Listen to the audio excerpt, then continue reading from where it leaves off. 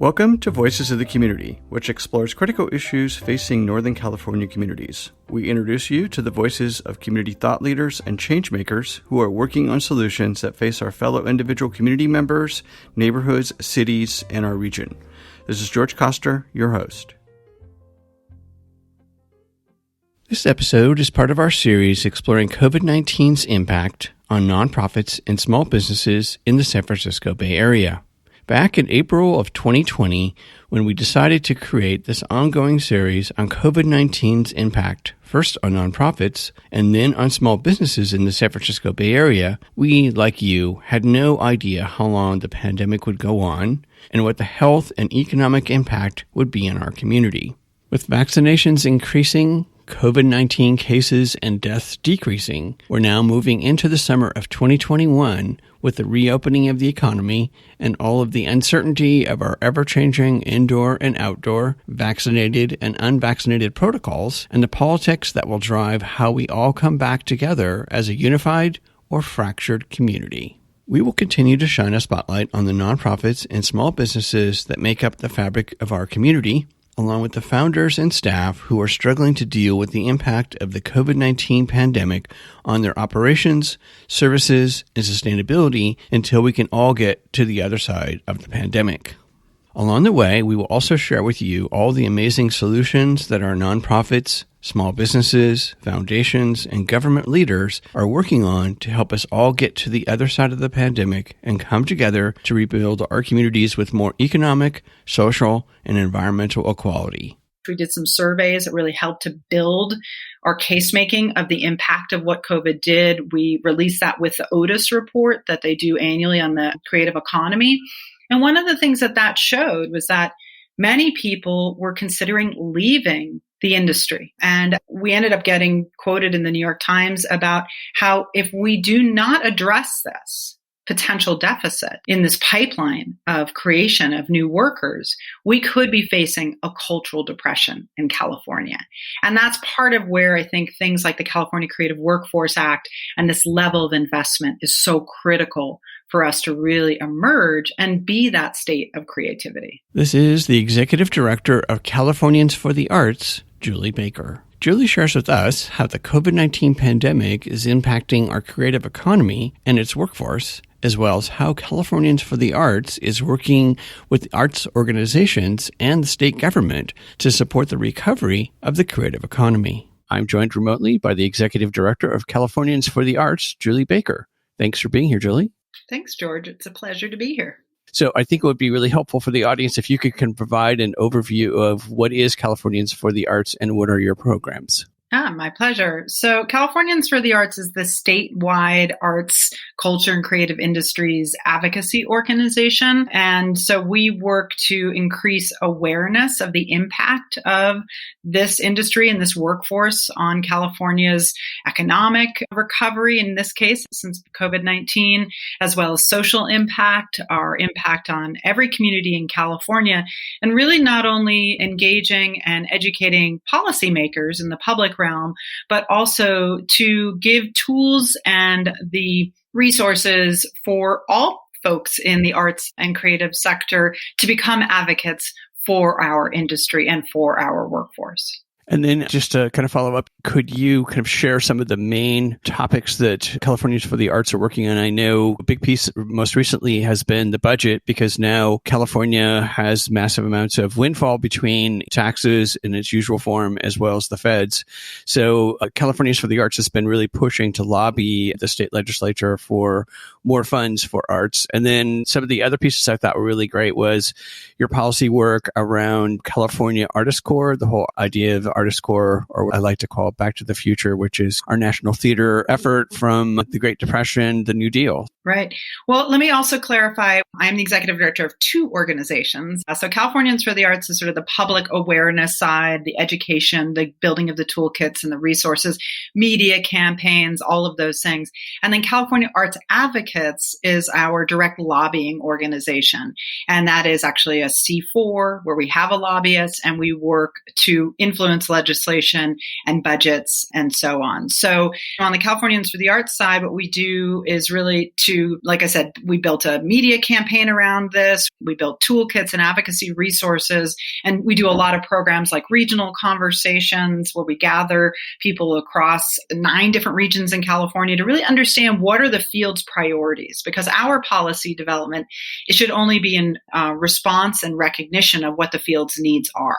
We have an amazing board of 26 people across California who also inform that, but those regional conversations are really critical to that. As you can imagine, COVID-19 has been severely impactful for our sector. As you said at the top of the hour, it's been 14 months of being shut down. We've had incredible people doing work to pivot and to do everything to continue to provide the benefits that arts and culture bring into our lives. And I'm so grateful for all of those content creators out there that have been providing that mental health benefits that we've all been needing during this time period. But we also know that's near impossible to earn revenue. So essentially for 14 months, our sector has been without revenue. And what has also happened, as you are quite aware, is that the individual arts workers are unemployed. The institutions, the organizations, the buildings may still be there, but the people who make it work are hanging on and barely hanging on. And so our work as advocates and in our direct lobbying work is to say, this is a sector that has been disproportionately impacted by the effects of the shutdowns due to COVID-19. This is a sector that brings huge economic benefits to the state of California. Close to 8% of the gross state product of California is the creative industries. We're ahead of agriculture and transportation. We're a $230 billion industry in the state of California. And we employ over 750,000 workers.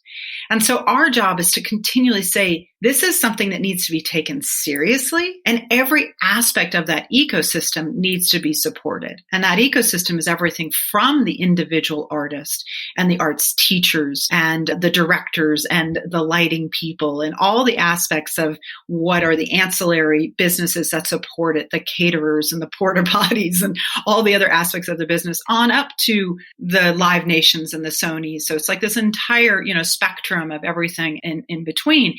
And our job is to be the experts and explain that to policymakers and lawmakers so they start to go, oh, wait, this needs to be taken seriously. So that's number one. Now we're in a place, as you said, budget surplus plus $26 billion coming from the American Rescue Plan from the federal government. And California is poised with an opportunity, unprecedented opportunity, once in a generation to actually make a significant investment in this industry. And so we're really working hard to make that case. And we've joined in coalition with NIVA California, which is the National Independent Venues Association. That is a new organization that kind of came together in this last year of independent venues, both for-profit and nonprofits, mom and pop shops who have been shut down for 14 months without an ability to earn revenue, and the California Association of Museums. And the 3 of our organizations with California Arts Advocates have been promoting a $1 billion budget ask. And within that, there's money for all 3 aspects of the organizations and people that we represent. And we're now really excited because we have 5 legislative champions pushing this through and bringing this to the attention of leadership. We've directly met with the governor's office, and we are talking about why this is so critical, and we're getting really great response. June 15th is when the budget has to be passed here in the state of California. The governor announced in his May revise some specific things for the arts. He talked about the arts in his budget speech, which was fantastic to be heard and recognized in that way. But we still feel like there's more that needs to be addressed in terms of what was not in that budget. So we continue to push for that, and we're hopeful. And we ask people who are supportive of the investment to recover this sector and to build back sustainability and to build equity into this sector to support us in our $1 billion ask. So that's the budget, as you mentioned. And then if you want me to just quickly talk about a couple of pieces of specific legislation and policy that we're working on. Please do. I mean, I noticed, for example, on Newsom's bump up in May, he bumped up the Artist Corps, for example. That's right. So the California Creative Corps pilot program was something that the governor introduced in his January budget, and it was about $15 million.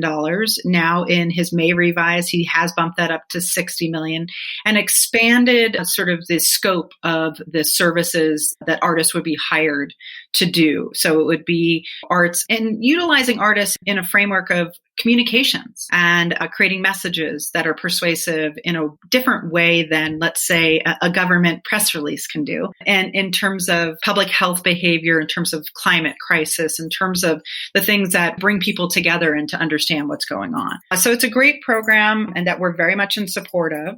He also put $40 million for creative youth development programs. And then he's doing a Clean California initiative. And in that, there's $75 million for artists to help beautify towns and roadways throughout California. We love the arts integration strategies. We'd love to see arts as part of other parts of the government solution in terms of arts and transportation and other infrastructure models. And we are also sponsoring a bill called the California Creative Workforce Act. And that is different from the CORE program in that the CORE program is wonderful and it's an employment opportunities for artists. But workforce development is really creating a new pipeline for people to come into the industry. And this bill that is authored by Senator Allen from Santa Monica is something we are really excited about because we think it's the first of the kind in its nation. We haven't seen anything else as specific to a workforce development program specifically to get people into the creative industries with an emphasis on communities that have not had the resources or the access to these types of opportunities to make sure that we see diversity in our sector. So I think it's a really exciting bill, Senate Bill 628. We were excited last week when it got through appropriations and it goes to the Senate floor soon. There's another bill too that we are very pleased to support, which is Senate Bill 805 that's been authored by Senator Susan Rubio. And this is really a very innovative solution to the impact of AB 5, Assembly Bill 5, which changed employment laws in the state of California where it made it very difficult for people to hire independent contractors, which we know, of course, many, especially small theater organizations, small performing arts organizations, hire the majority of their people as independent contractors. This bill made it very difficult to do that, AB 5. So Senate Bill 805 is trying to come up with a solution that gets us to a place where we can pay people in our industry at least minimum wage, but in a subsidized fashion from the state to help create a payroll and a paymaster system because so many of our small budget arts organizations want to pay people appropriately for the work and the labor that they're doing, but we simply don't have the capitalization. And so this is a solution to get to a place where we say, these workers are essential, these workers are important, and these workers are providing enough value that we are going to support this aspect of the kind of incubator part of the arts ecosystem to bring people into the industry. So it's very exciting to see these bills coming through. So Julie, folks who are listening to the show, how can they support your efforts to get these bills passed and to get the budget kind of directed in a way to help our creative economy? Thanks, George. So here we are, we're right now sitting close to the end of May. The California budget has to be signed by June 15th. So right now we're in the last 3 weeks of these advocacy pushes.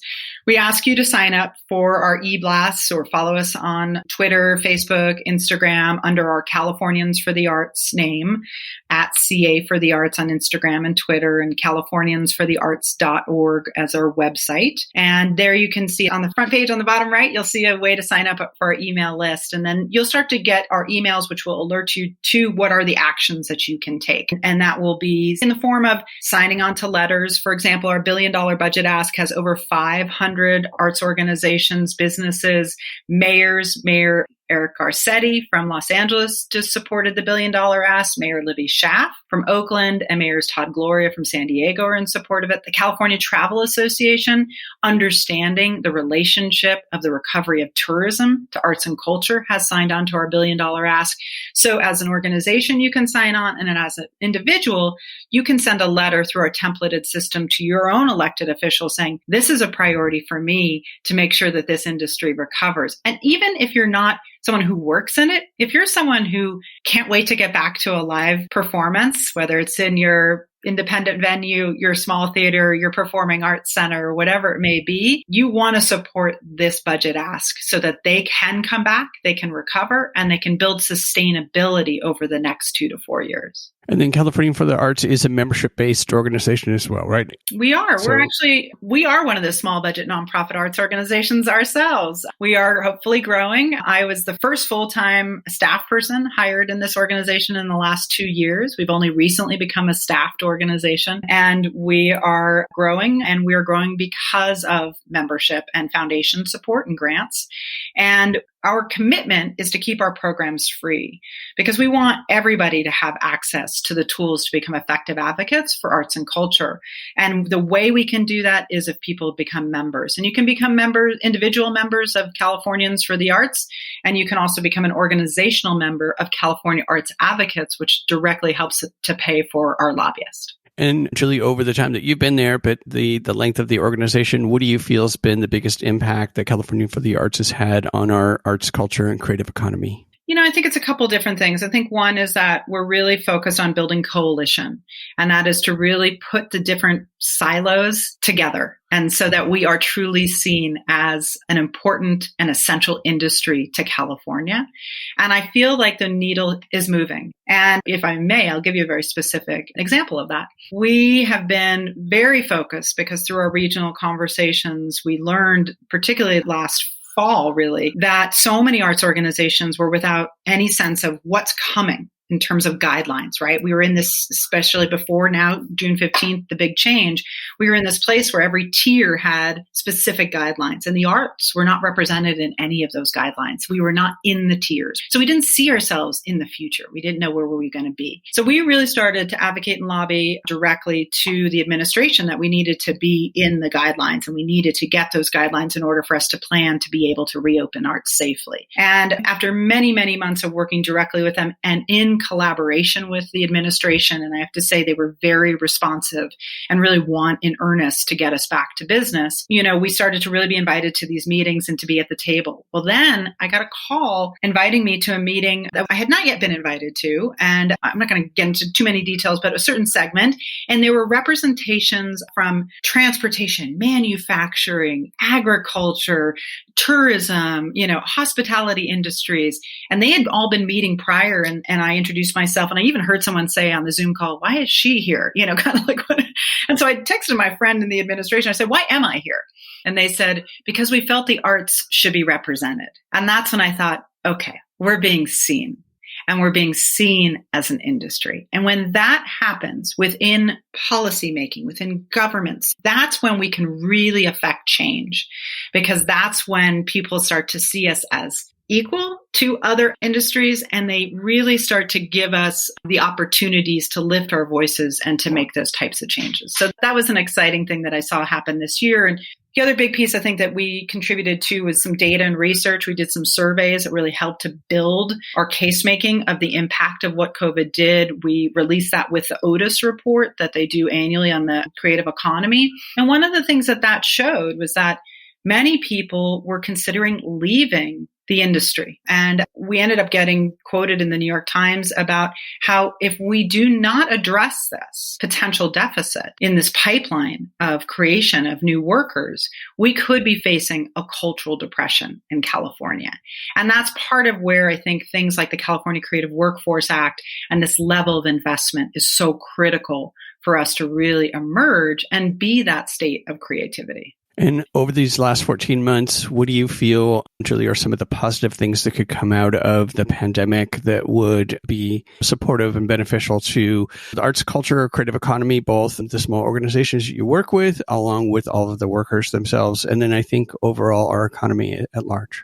If you look at silver linings, I think probably the biggest silver lining, I think, is that for those of us inside arts advocacy or inside the industry, we've always said arts are essential. We believe that. But it wasn't until people were without it for these last 14 months that I think everyone started to say, that really is essential. not just to our local economies, and every community, rural, inner city, and urban alike, needs arts and culture. But it was also for our soul. And Josefina Lopez, who's the author of Real Women Have Curves, recently she just said, arts are essential workers for the soul or something like that. And I was just like, yeah, that's right. That's it. And so, I think that that's been the silver lining in that. I think that there's finally broad recognition that we need the arts. Secondly, I think there was also a reckoning inside of the arts sector, both a racial reckoning in terms of seeing where's the disproportionate impact happening, who has not been traditionally getting the resources, getting the leadership positions.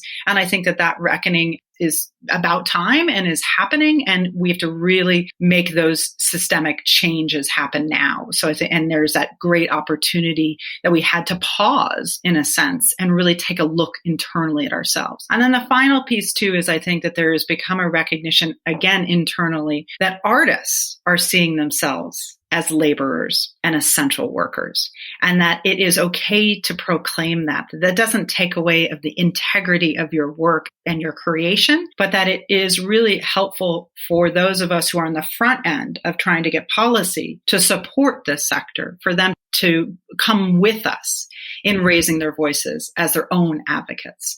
And I guess that's the other piece, is that I feel like we've had more people engage in advocacy than ever before, and hopefully recognizing that it makes a difference.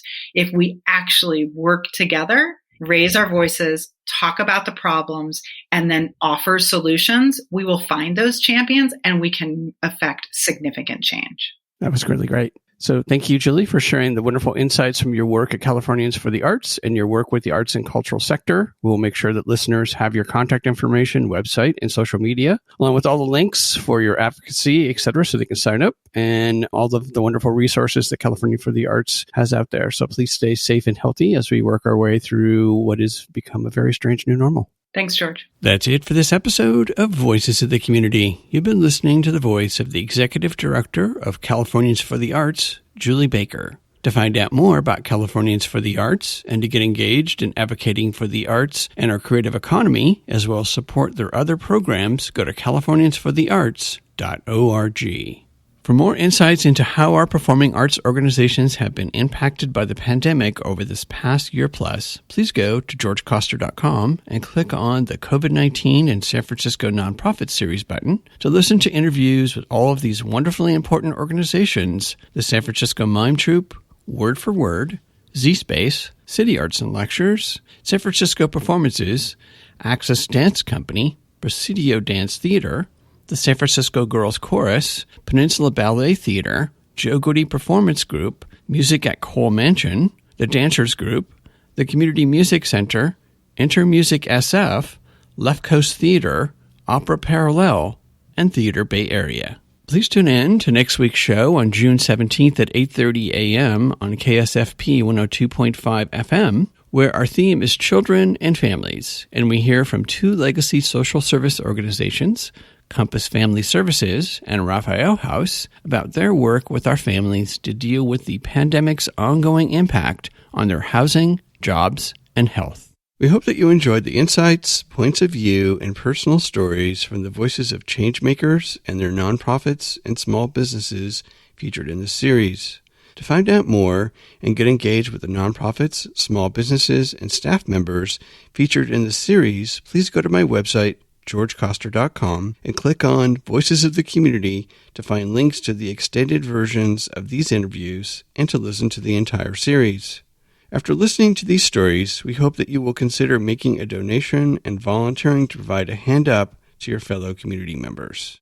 I want to thank my associate producer, Eric Estrada, and Casey Nance at Citron Studios, along with the wonderful crew at the San Francisco Public Press and KSFP. Voices of the Community is a member of Intersection for the Arts, which allows us to offer you a tax deduction for your contributions. Please go to georgecoster.com and click on the donate link to make a donation to help us provide future shows just like this one. While you're on our website, you can enjoy our archived past shows, which feature community voices working on solutions to critical issues facing Northern California communities. And you can sign up for our newsletter to find out more about future shows, as well as shows and events from the organizations that are included in our episodes. Take us along on your next COVID walk by subscribing to Voices of the Community on Apple Podcast, Spotify, and Google Podcast, or wherever you get your podcast. You can follow us on Twitter at George Coster, and we'd love to hear from you with feedback and show ideas, so send us an email to george@georgecoster.com. I'm George Coster in San Francisco, and thank you for listening.